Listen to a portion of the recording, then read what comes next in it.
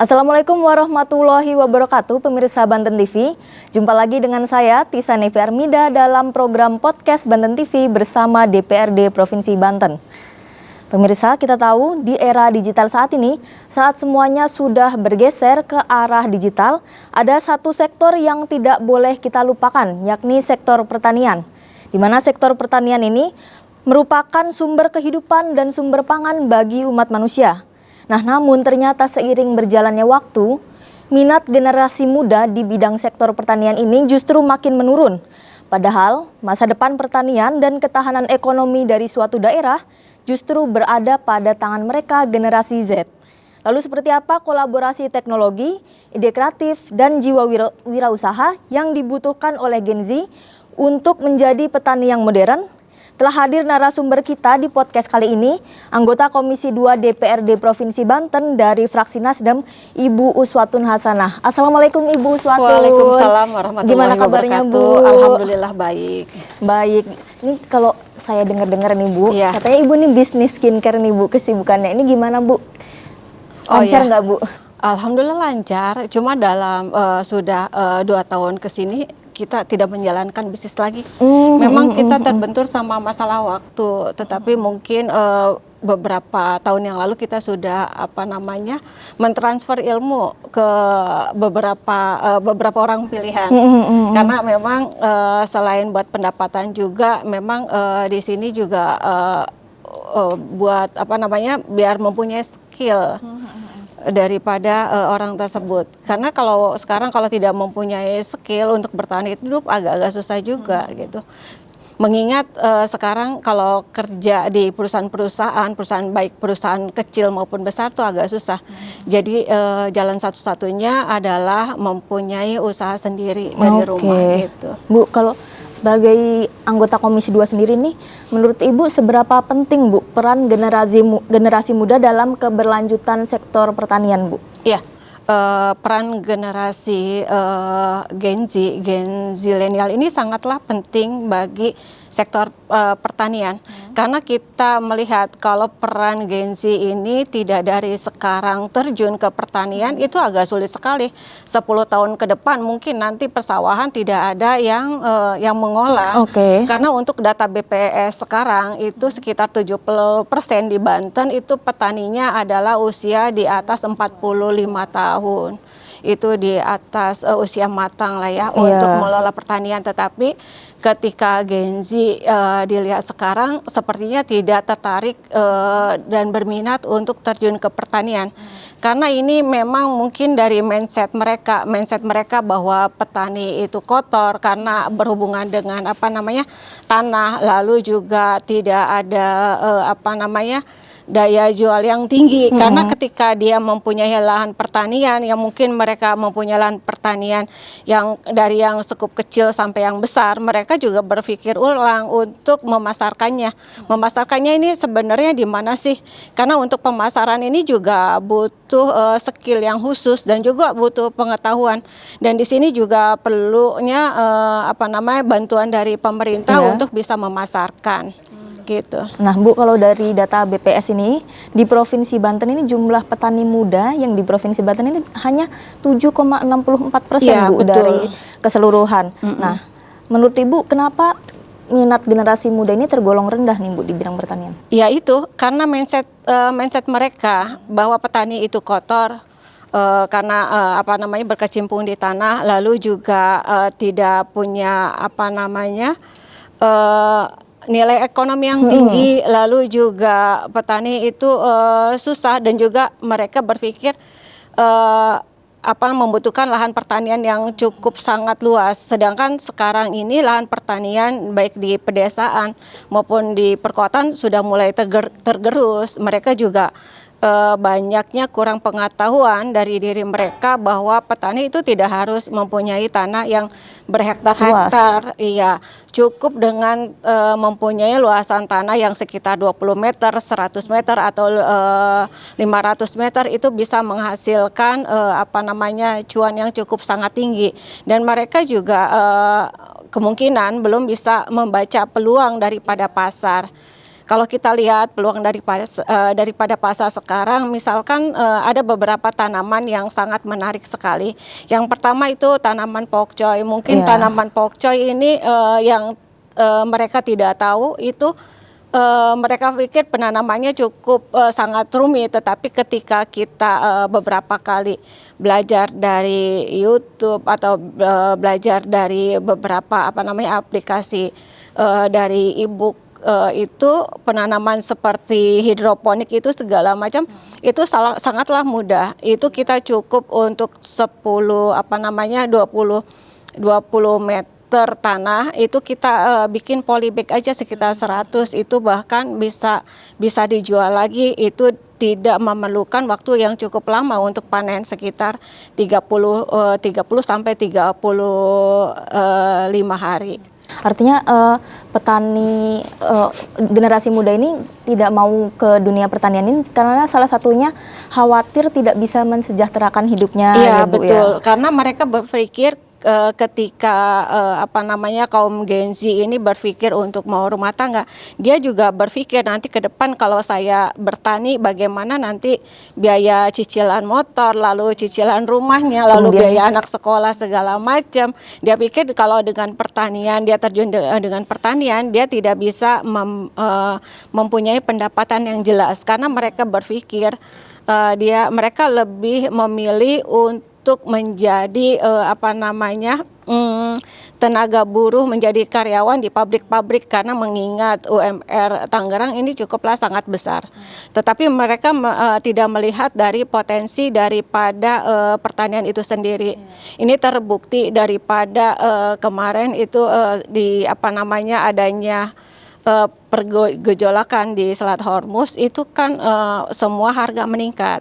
Tetapi ketika kita mempunyai pekarangan di rumah itu sebenarnya cukup aman. Jadi kita tidak memikirkan membeli cabai yang cukup sangat mahal, lalu membeli bahan sayuran segala macam yang cukup sangat tinggi. Kita cukup saja mengambil dari pekarangan yang ada di rumah.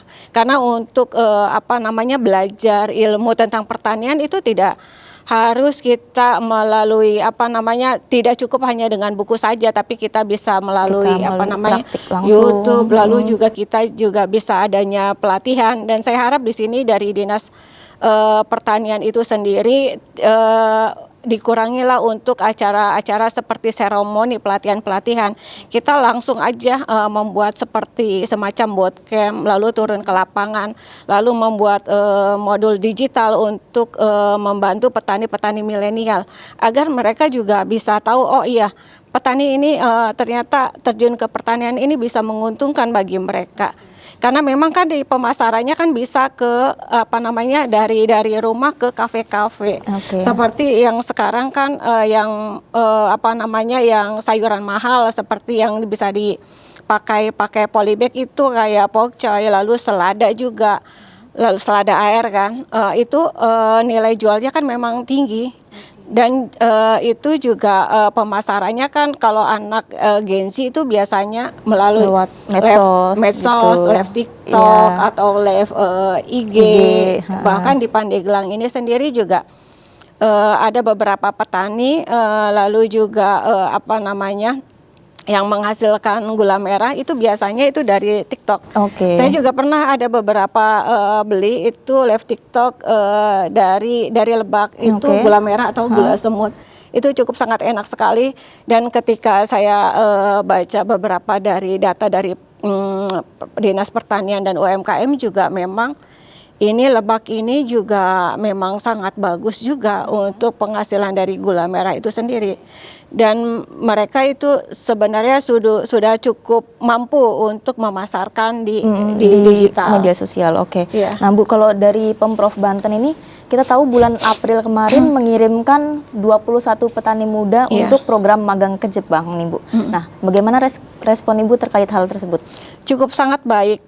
Kemarin Pemprov Banten melepas 21 petani milenial, dilepas oleh Bapak Andra Soni, dan didampingi juga oleh salah satu teman kita dari Komisi 2. Dan memang itu idenya dari beberapa kali rapat koordinasi dengan Dinas Pertanian gitu juga. Kita mendorong agar ada 21 desa untuk percontohan di wilayah Provinsi Banten.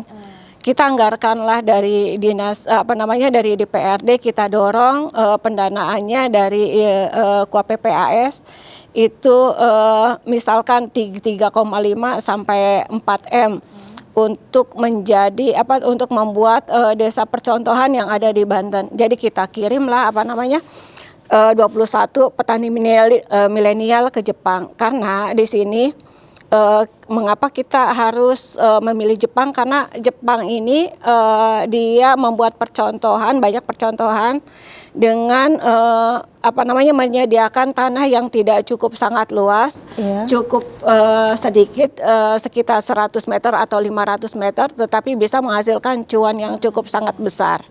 Dan di sana juga mereka diajarkan tentang digital native ya, untuk pemasaran, bagaimana sih pemasaran daripada hasil dari pertanian itu sendiri. Dan di sini juga diharapkan DPRD dari Komisi 2 mengharapkan ketika mereka pulang dari Jepang adalah banyaknya oleh-oleh, misalkan keilmuan dari Jepang. Dari Jepang itu sebenarnya apa aja sih?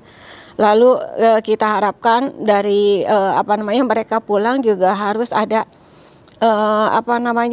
pengikatan daripada Dinas Pertanian. Jadi jangan dibiarkan aja mereka pulang tetapi ilmunya kita tidak ambil. Kita ambil lalu kita sediakan lahan-lahan pertanian ya sekitar 20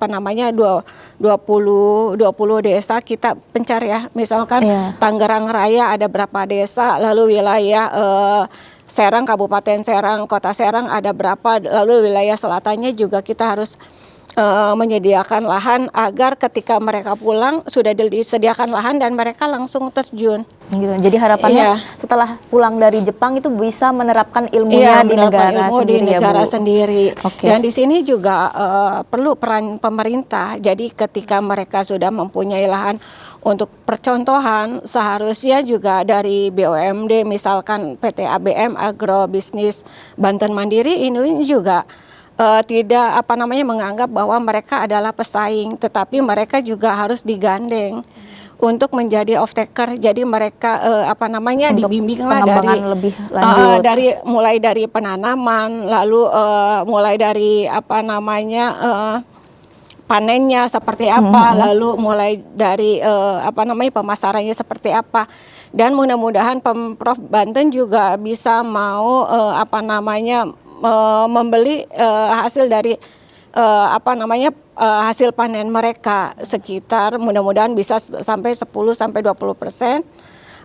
untuk pemuda-pemuda di Banten juga biar tahu, oh iya ternyata yang kita hasilkan ini ternyata bisa loh buat menjadi mendapatkan cuan yang cukup sangat tinggi. Kalau yang di dalam negeri sendiri nih Bu, gimana Bu? DPRD Banten mendorong program pelatihan atau inovasi pertanian yang disesuaikan dengan kebutuhan generasi muda yang di dalam negerinya. Oh, di dalam negerinya. Gimana? Ya, kan kalau kemarin itu kita tahu Pemprov Banten itu sering mengadakan pelatihan-pelatihan untuk generasi muda. Itu seberapa sering sih Bu?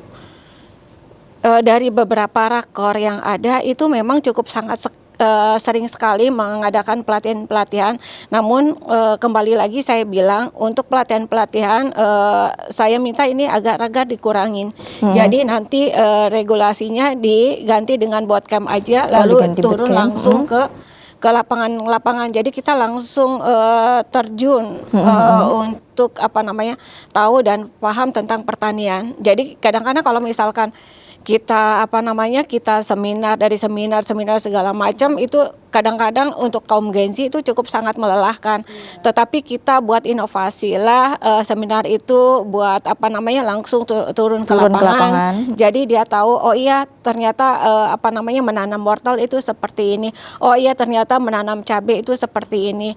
Nah nyatanya ketika cabai ini kita bisa memasarkan langsung ke ke media sosial, ternyata kita banyak untungnya juga, untung dari petani dan untung juga bagi pembeli. Ketika harga cabai misalkan, kalau misalkan kita jual dari petani terus ke tengkulak lalu ke konsumen, itu jatuhnya kan lebih mahal, sekitar antara 50.000 sampai 60.000 per kilo. Tetapi ketika kita bisa memangkas hal tersebut, misalkan dari petani lalu ke anak muda Genzi lalu dipasarkan, ini kan bisa menurunkan daripada harga cabai itu sendiri.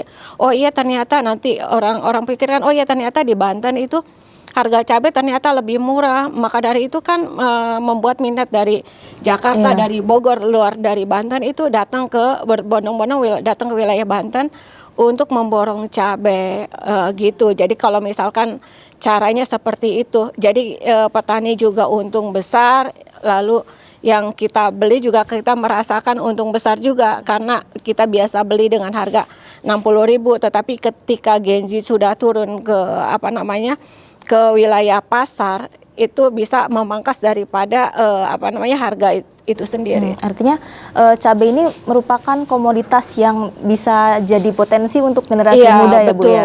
Iya betul. Oke, kalau dari aparatur dan regulasi ini, Bu, kan seringkali itu dianggap sulit ya, Bu ya, oleh generasi muda. Ini bagaimana peran DPRD melihat ini, Bu, supaya regulasinya itu tidak kaku, Bu?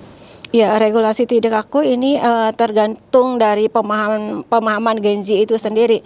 Misalkan kita buatlah perda tentang pinjaman untuk pertanian milenial.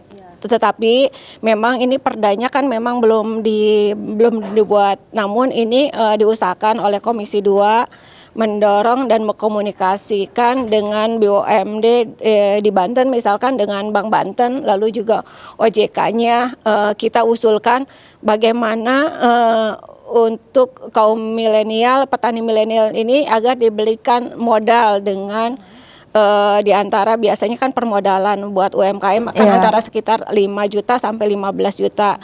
Lalu ini jangan dipersulit karena untuk milenial ini kan sebenarnya kadang-kadang mau membuat tanaman hidroponik aja kan agak-agak susah juga regulasinya.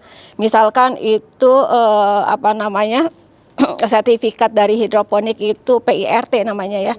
Itu sekitar 3 sampai 6 bulan. Buatlah dipermudah itu agar bisa juga mendapatkan modal bantuan. Lalu juga di sini dari BUMD ini sendiri juga harus bisa mendorong pertanian milenial, dan mudah-mudahan nanti kita rapatkan juga dengan teman-teman Komisi 2 agar dibuatkan juga perda untuk petani milenial agar diberikan bantuan. Oke, artinya meskipun perda belum dibuat, tapi setidaknya modal untuk petani milenial itu diberikan kemudahan ya, Bu ya. Diberikan kemudahan, jadi tidak hanya tidak harus membuat PT-nya atau CV-nya. Karena untuk membuat PT atau CV itu kan modalnya cukup sangat tinggi sekali. Cukup surat keterangan dari kelurahan misalkan. Lalu juga tidak harus pemerintah ini jangan terlalu saklek dengan aturan-aturan yang cukup sangat menyulitkan bagi milenial. Jadi kalau misalkan tanaman hidroponik selama dia tidak memasarkan biasanya kan kita terbentuk sama NIEB ya. Ketika petani milenial mempunyai produk dan belum mempunyai NIEB itu belum bisa memasarkan ke pasaran luas. Jadi berikan kesempatan dulu untuk mereka buat bisa memasarkan dari skala kecil, misalkan ke tetangga-tetangga atau ibu-ibu arisan. Kalau perlu kaum milenial ini gabung sama ibu-ibu arisan, jadi bisa memasarkan kan? Iya, gabung di grup WA atau apa, biasanya kan lebih enak gitu. Terus kalau bisa juga di branding di media sosial juga, Bu ya. Betul. Nah, menurut Ibu seberapa penting nih brandingnya melalui media sosial nih, Bu? Sangatlah penting karena untuk sekarang ini kalau tidak ada bisnis, tidak ada tidak mempunyai branding agak sulit. Jadi ketika misalkan saya punya usaha restoran gitu.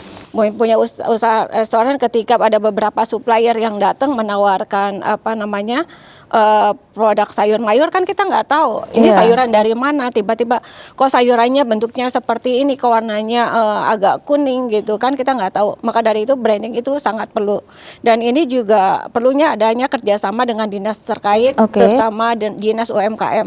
Dan memang kebetulan Komisi 2 ini kan kemarin dinas UMKM sudah mengeluarkan Perda tentang ekonomi kreatif, dan di Iya. sini juga beberapa dari hasil kita kunjungan juga beberapa dinas ini ada perbantuan untuk pemberian merek gratis. Bahkan itu juga bisa dikomben, juga bisa dibantukan oleh dinas terkait. Oke Bu, karena waktu kita udah hampir berakhir ini Bu, boleh Ibu berikan pesan untuk generasi muda supaya mau ikut gabung ke dalam dunia pertanian Bu? Ya, untuk generasi muda, gunakanlah HP-mu untuk mencari cuan. Karena untuk menjadi petani milenial tidaklah mesti dengan mempunyai tanah yang berhektar-hektar, cukup dengan HP. Lalu gunakanlah garasi untuk membuat bibit-bibit sayuran di polybag, dan itu bisa menghasilkan cuan yang cukup sangat tinggi. Baik, untuk generasi muda tidak perlu khawatir kalau belum punya tanah yang luas, karena kita bisa menggunakan tanah yang sempit seperti misalnya garasi seperti itu ya Bu. Betul. Oke, baik. Terima kasih Bu Swati atas waktunya telah berbincang-bincang bersama kita. Semoga perbincangan kita bisa bermanfaat bagi generasi muda yang mau terjun ke dunia pertanian. Nah pemirsa, saya juga berterima kasih kepada pemirsa Banten TV yang tetap setia menemani kami. Akhir kata, saya Tisa Nevi Armida dan juru kamera yang bertugas pamit undur diri. Wassalamualaikum warahmatullahi wabarakatuh.